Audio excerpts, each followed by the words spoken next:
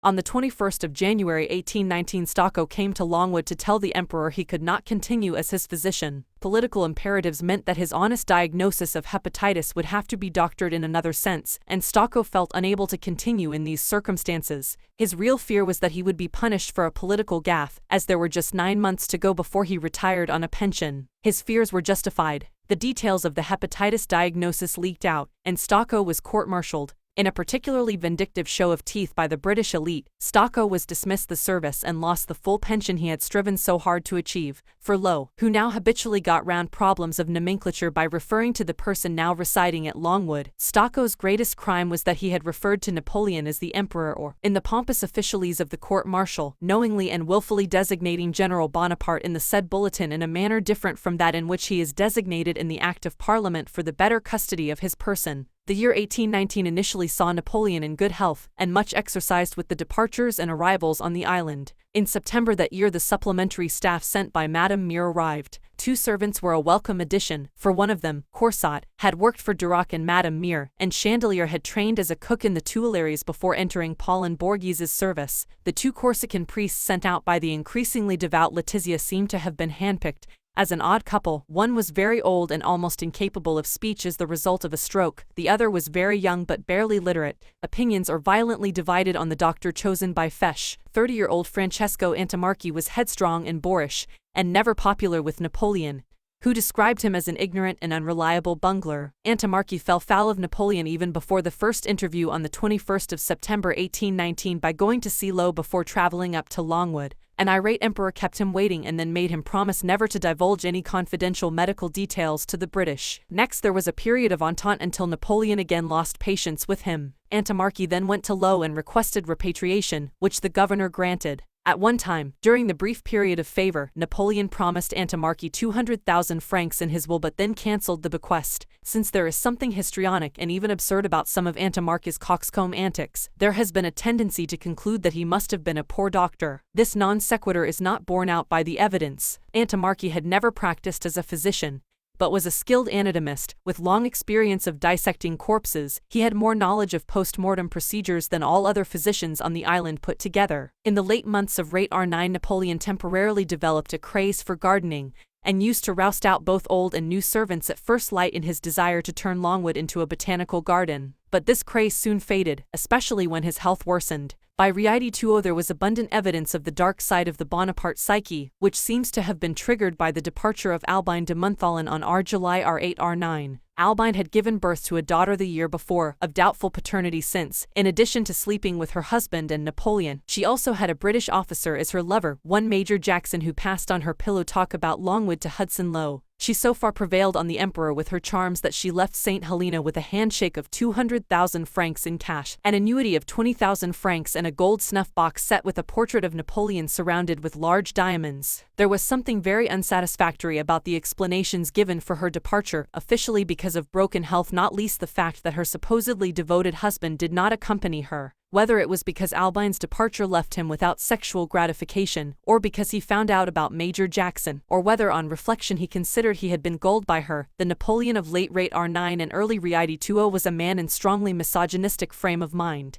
On the 29th of September there was an embarrassing scene between him and Fanny Bertrand, caused, some said, because Napoleon made advances to her. Evidently, they were rebuffed, for the emperor thereafter made Mimi Bertrand a target for his rage. He described her as a whore, a fallen woman who slept with all the English officers who passed her house, the most degraded of women. He even raised the subject with Bertrand himself and told him he should have put Fanny onto the streets as a common prostitute. Some say that Napoleon finally became disillusioned with women when he learned that his faithful Marie Waleska had remarried in Rate R6. With consummate irrationality, Napoleon was extremely annoyed by news of the marriage, and expressed no sorrow when he heard that Marie, having failed to recover from the after effects of childbirth, died in Rate R7. But the signs are that it was simple sexual frustration that gnawed at him. During a walk on Sandy Bay in March 1, 820, he met Hudson Lowe's wife, and was surprised to find her very pretty.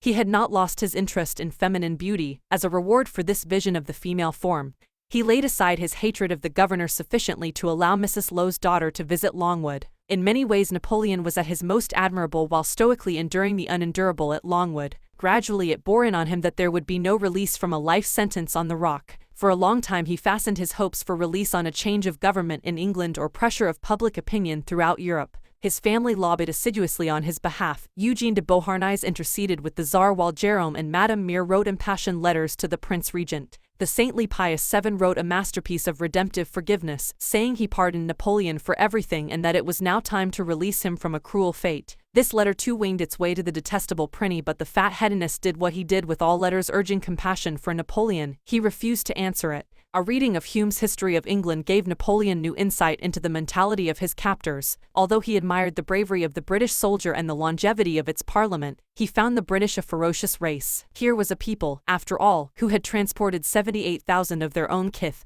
and kin to Australia during 9 years of the Napoleonic Wars, many for faults no more serious than the abstract advocacy of political radicalism. He never lost the sense of France versus England being in some sense civilization and barbarism. A misogynist himself, he still had a tender, sentimental regard for women, which he found absent in English culture. What kind of Moors were those that expelled women after dinner so that the men could quaff port? As for Henry VIII's egregious insensitivity in marrying Jane Seymour the day after he had had Anne Boleyn beheaded, in point of barbarism this went beyond anything Nero had achieved. For this reason, although he was agog at the arrival of each new ship from England, he lived on hope rather than expectation. Aware of the grim, unforgiving and ruthless nature of the English ruling class, he once upbraided his courtiers for their pious hopes. "We are behaving like grown-up children, and I, who should be giving an example of good sense, am as bad as any of you. We build castles in Spain." All the news from the outer world tended to depress him rather than buoy him up, and he concluded that pessimism was the only recourse of the sane man. 1816 was a particularly bad year when he finally pieced together the news from Europe from the preceding year. Apart from the executions of Ney in France and Murat in Italy, there was the humiliation of the patriot self. The victorious allies had rampaged through France like Huns or Vandals, looting the treasury at the Tuileries with fixed bayonets, billeting 1 million occupiers on the provinces and levying 10 million francs war indemnity. Blücher, whose sole reaction to a visit to London was to remark what a pleasure it would be to sack it, headed the first of several brutal German occupations Paris was to experience in her history. Exploitation was the only appropriate term for the orders for compulsory billeting, whereby each householder had to take in a minimum of 10 soldiers, each of whose beds had to have a pillow, a mattress, a blanket and 2 linen sheets, and each of whom had to be given a daily ration of 1 pound of meat, 2 pounds of bread, butter, rice, a bottle of wine, brandy and tobacco. Outwardly, Napoleon seemed to accept the hand dealt by fate with resignation, but the anger evident in his dealings with Hudson Lowe was also in part an anger directed at the tormenting furies generally. Did he never think of escape? Various plans for getting to America were discussed, and some very serious snatch attempts were devised in the United States. It is sometimes said that as there were only a few beaches where landings could be attempted, and the Royal Navy squadron patrolled them ceaselessly, all hopes of escape were chimerical. But it is by no means certain that an assault in strength by a number of American privateers, under cover of night, could not have succeeded.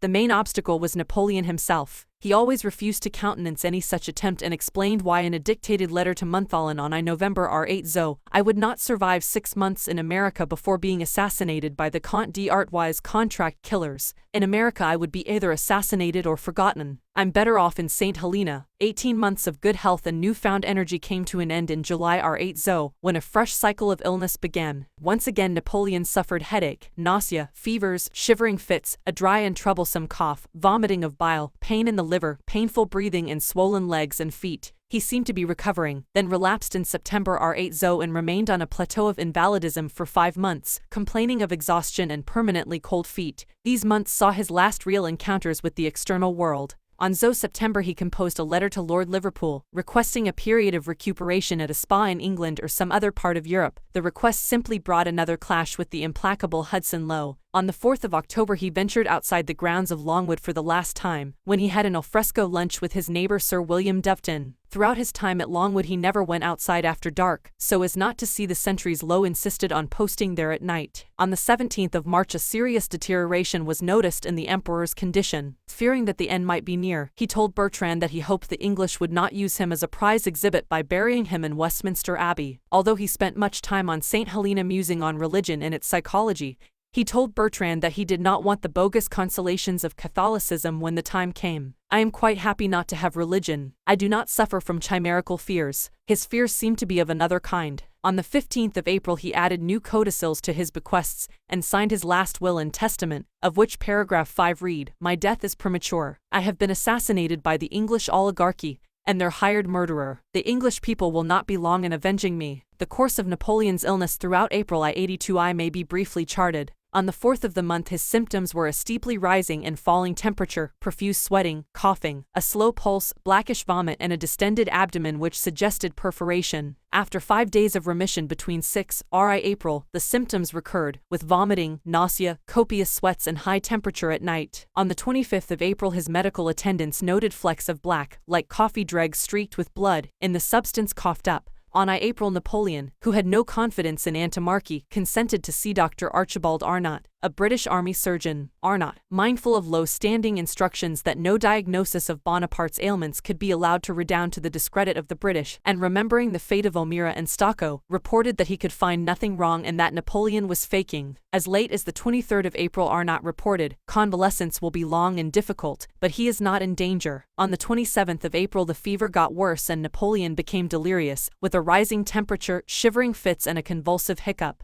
He refused to see any more doctors, saying he had had enough of the pain that resulted from their treatments. By the 29th he could no longer recognize those at his bedside. He asked for Bertrand, not realizing he was standing there. Bertrand wrote in his journal, "Tears came into my eyes when I saw this man, who had been so feared, who had so proudly commanded, so absolutely, beg for a spoonful of coffee, ask for permission to have it, not obtaining what he had asked for, but asking for it again and again, always without success but also without any display of bad temper. At other times in his illness he had sent his doctors packing, ignored their instructions and done what he wished. At present he was as docile as a little child." Bertrand was also involved in a tussle with the 2 Corsican priests, who wished to give the emperor the last rites. Bertrand was adamant that the free-thinking emperor should not die like a Capuchin monk, but, whether by prearrangement with the emperor or on his own initiative, the younger cleric, Vignali, administered extreme unction on the 2nd of May. By the 3rd of May it seemed obvious the end could not be long delayed. By now the emperor seemed to have lost his memory completely, his mind was addled and his speech confused. Montholon alerted Hudson Lowe to the fact that Napoleon was close to death, so Lowe, who had consistently maintained that General Bonaparte was faking his illnesses, ordered the 2 most senior medical officers on the island, on the admiral's staff, to go to Longwood. The doctors Short and Mitchell arrived at the bedside and recommended a dose of calomel to produce a bowel movement. Since Arnott was junior in rank he did not dissent,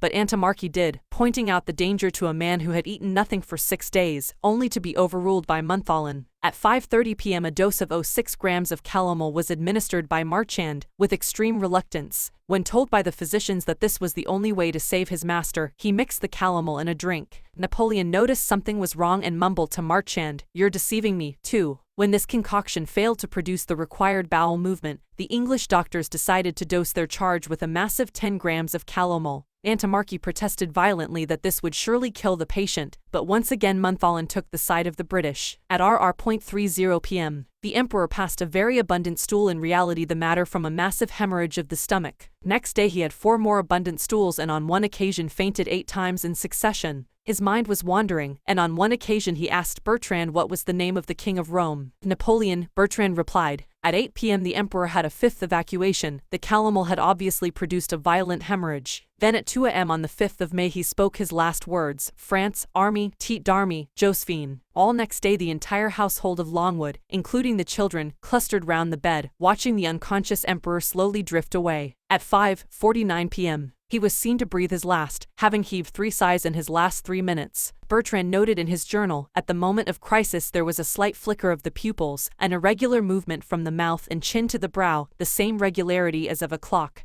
Antimarchi officially pronounced him dead at 5:51 p.m. An autopsy, performed by Antimarchi in the presence of 5 British surgeons, produced an official post-mortem report stating that Napoleon had a cancerous ulcer. Antimarchi indignantly refused to sign the report. Napoleon was then buried with full military honors in Geranium Valley in a nameless tomb. The anonymity arose because even after the emperor's death Hudson Lowe could not stop his petty bickering. A dispute between him and Montholon about the lapidary inscription led to the compromise whereby nothing was inscribed at all. The notion that Napoleon died of cancer is still widely accepted by those who are unaware of the perfunctory nature of the post-mortem, the dissenting opinions of those who conducted the autopsy, the implausibility of the verdict in view of the anamnesis, and the sheer convenience of the judgment on cause of death from the point of view of Lowe, and the British government. Working back from the general to the particular, the most salient fact is that all 5 British surgeons who signed the report, Drs. Short, Arnott, Mitchell, Livingstone and Burton, were under severe political restraints. They knew well enough what had happened to O'Meara and Stocko and what would probably happen to them if they recorded any verdict that implied that the death had been caused by British negligence, or callousness, or by the unhealthy climate of St. Helena. Cancer was the one diagnosis that would be totally satisfactory to Lowe and his superiors, and it had a superficial plausibility because Napoleon's father had died that way. The one diagnosis not allowed was hepatitis, as this would immediately be connected with the endemic amoebic dysentery on the island. Not surprisingly, therefore, death by cancer was the verdict returned. It is worth taking a closer look at the autopsy findings as contained in the minority report written by Antimarchi. Let us remember also that Antimarchi had infinitely greater experience in corpse dissection and autopsy than any of the others present. Antimarchi found that Napoleon's liver was abnormally large, indicating either hepatitis or poisoning, and that there were adhesions of the liver and the stomach. Short agreed with Antimarchi's findings and strongly dissented from his colleague's opinion that there was no abnormality in the liver. In his private papers he made a note that the detail of the enlarged liver and the adhesions was omitted from the majority report on the express orders of Hudson Lowe. The best way to deal with Antimarchi's damaging findings, therefore, was to attack the man rather than his skills, which is what so many historians have done since. What of the credentials of the other British doctors? It seems that the dominant spirit at the autopsy was that of an assistant surgeon, Walter Henry, who witnessed the operation and wrote up the report for the others to sign. Because he lacked seniority, his own signature did not appear on the document. Henry was the man who first divulged the story that Napoleon had abnormally small genitals, and the idea has proved remarkably popular since, answering as it does a bastardized conception of the idea of compensation. Great man, small member, etc. But Henry had a pronounced animus against Napoleon and, in any case, strangely finds all Bonaparte's organs small: hands, feet, bladder, heart. Since this is the man to whose report the British surgeons appended their signature, it is not surprising that there is no mention of a large liver. Many later writers have soared away into the empyrean of the imagination on the basis of Henry's observations, and found evidence for sexual infantilism, pituitary failure and much else. But, unlike the situation with Hitler's monoichism, it is improbable that rumor and reality coincide on this issue. As a man who liked to portray himself as a rough and ready soldier, Napoleon several times appeared in the nude in the presence of his troops, most recently in the 1814 campaign. His frequent smutty talk and general sexual profile scarcely suggest a man with a shameful secret to hide. Gergaud records in his diary for the 26th of October 1817 that Napoleon said, "If ever O'Meara writes a diary, it will be very interesting. If he gives the length of this would be even more interesting." This hardly sounds like a man worried that posterity would laugh at him, and indeed O'Meara did produce a journal and made no use of this astounding revelation. Besides, even if we could imagine a substantially underendowed man as a compulsive womanizer, which Napoleon was, his bedmates would surely have spoken of this interesting aspect of his anatomy. Josephine and his mistresses did on occasion complain about his sexual performance, but only because he insisted on completing the act at such astonishing speed. Expeditiously is the standard euphemism. Since the British surgeon's observations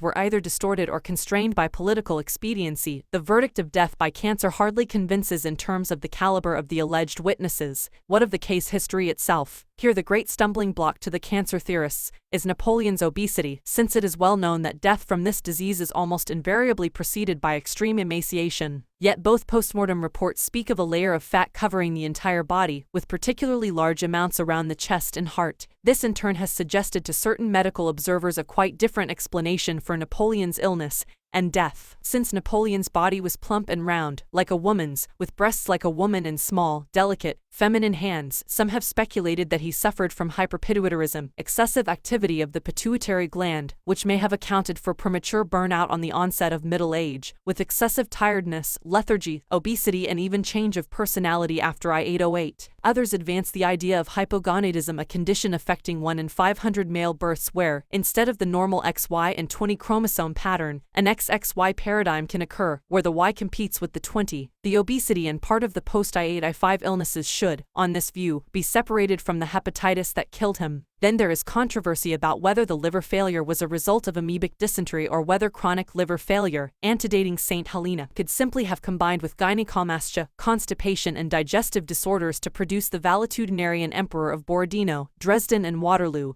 Other suggestions for Napoleon's maladies and possibly for his death also include bilharzia, picked up in Egypt in I-798 4J9, which would have accounted for the urinary malfunctions, Froelich's disease or adiposogenital dystrophia, caused by the defective functioning of the hypophyses, the organ of internal secretion, dysentery, scurvy, appendicitis, epilepsy, malaria, tuberculosis, and gastric ulcers. Most of these seem no more convincing than the official verdict of death by cancer, but they do account for the obesity at death, and they do explain the periodicity of Napoleon's illnesses, which the cancer theory cannot. However, by far the most convincing explanation for Napoleon's death is arsenical poisoning. This not only clears up all the puzzles over etiology and symptoms, but makes sense of so much else at Longwood which must otherwise remain a dark mystery. Napoleon exhibited all the symptoms of a person poisoned by arsenic: heart palpitations, weak and irregular pulse, very severe headaches, icy chills in the leg extending to the hips, back and shoulder pain, a persistent dry cough, loosening teeth, coated tongue, pain in the liver, severe thirst, skin rash, yellowed skin and whites of eyes, shivering, deafness, sensitivity of eyes to light, spasmodic muscle contractions, nausea, difficulty in breathing. His fat, glabrous body, with an absence of fine hairs on the surface, is another indication. When the body becomes toxic, it is apt to clothe itself in fat as a kind of armor against poisons. But perhaps the most telling piece of indirect evidence for arsenic poisoning is that when Napoleon's body was about to be transferred from St. Helena to its final resting place at Ys Invalides in 1840 and his coffin was opened, it was found to be perfectly preserved. Since this outcome is yet another consequence of arsenic poisoning, and other attempts to explain the phenomenon simply result in absurdity, the theorists of cancer have yet another mountain to climb. In the words of Conan Doyle, when you have eliminated the impossible, whatever remains, however improbable, must be the truth. Yet there is nothing improbable about the hypothesis of arsenic poisoning. Not only does it fit all Napoleon's symptoms, but science gives it rather more than warranted assertability. Hairs from Napoleon's head, preserved by the Valais Marchand and Noverraz,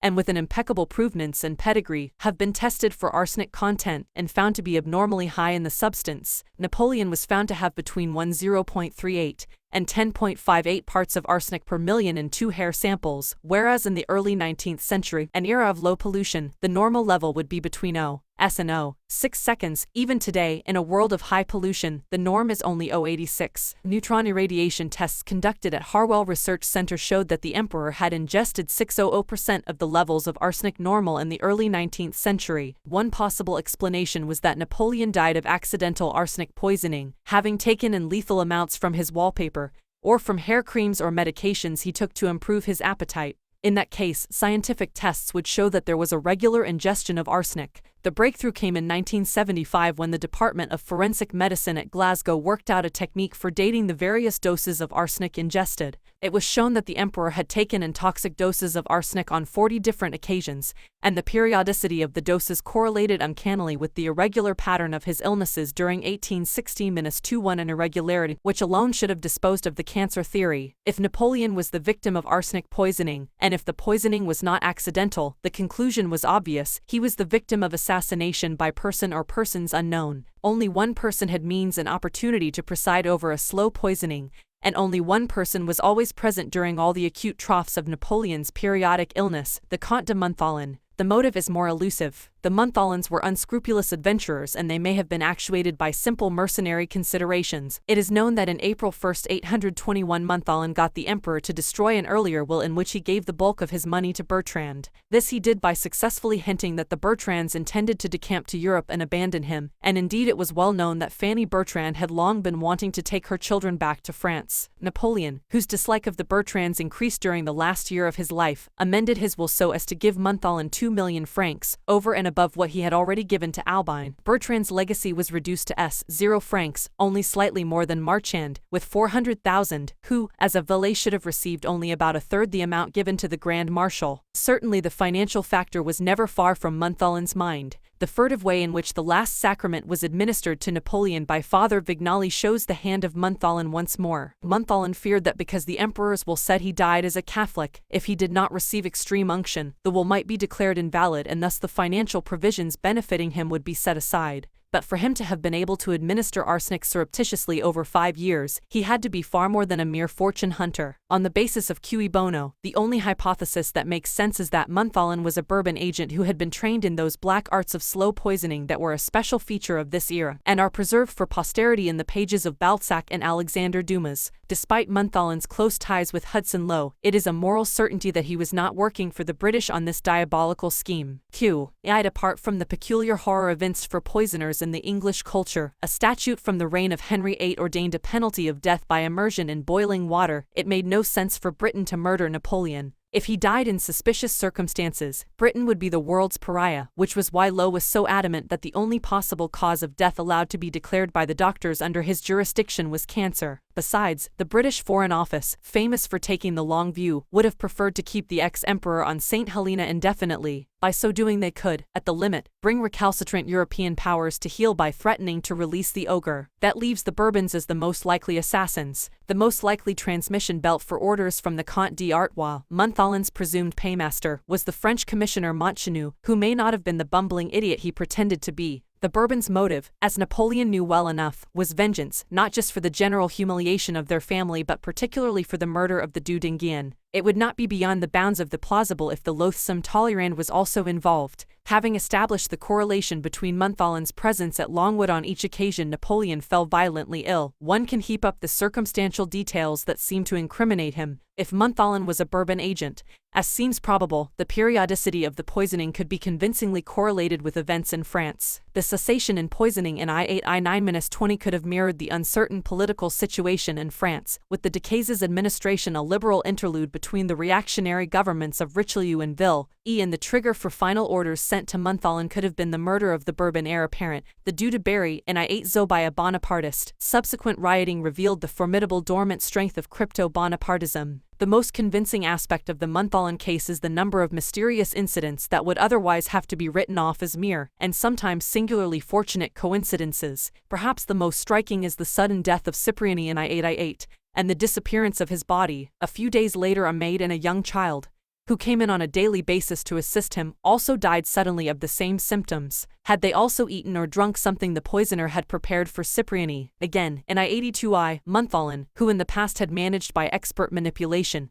and his contacts with Lowe to have lost cases, Gourgaud, O'Meara and Stocco removed, contrived to be the emperor's de facto night nurse. On the 24th of March I82I the Swiss valet Novarez fell violently ill, and was out of action for 6 weeks. When Antimarchi stood on his dignity and petulantly refused to take his place, Montholin eased himself into a position where he could work largely unobserved. Dr. Arnott, coming in on April, was clay in his hands, as he spoke no French or Italian and understood nothing of what the emperor said to him except through the garbled translations of Montholin. But the masterpiece in the assassination plot was the manipulation of the British doctors into giving 2 different medications, one to relieve thirst, the other to assuage constipation. The terrible beauty of the black art of slow poisoning was that arsenic was not used to kill victims outright, but merely to break down their health by destroying the immune system. When Montholin overruled Antimarchi to get the dose of calomel administered to Napoleon on the 3rd of May, this was tantamount to signing his death warrant. Having given the patient calomel to relieve constipation and orgeat to relieve thirst, the doctors in effect created a lethal cocktail. The 2 medications would have combined in the stomach to create mercury cyanide, thus doing what bullets and bayonets in 50 battles had not been able to do in putting an end to Napoleon Bonaparte. Such was the probable fate of Napoleon on St. Helena. Unless an authenticated confession from Montholin is unearthed, one can never really advance beyond the realm of probability into absolute truth, and one's judgment must always be predicated on likelihood rather than propositions beyond a reasonable doubt. It must be said in passing that champions of the orthodox theory that Napoleon died of cancer require from proponents of rival theories criteria for verification that their own hypothesis could never meet. And British culture, justifiably suspicious of conspiracy theory, has parlayed reasonable skepticism into the dogmatic assertion that conspiracies never take place. But perhaps in a wider sense the determination of the exact cause of Napoleon's death scarcely matters. The hero chained to the rock of St. Helena was a mere ghost of the once all-conquering emperor. Napoleon Bonaparte RIP.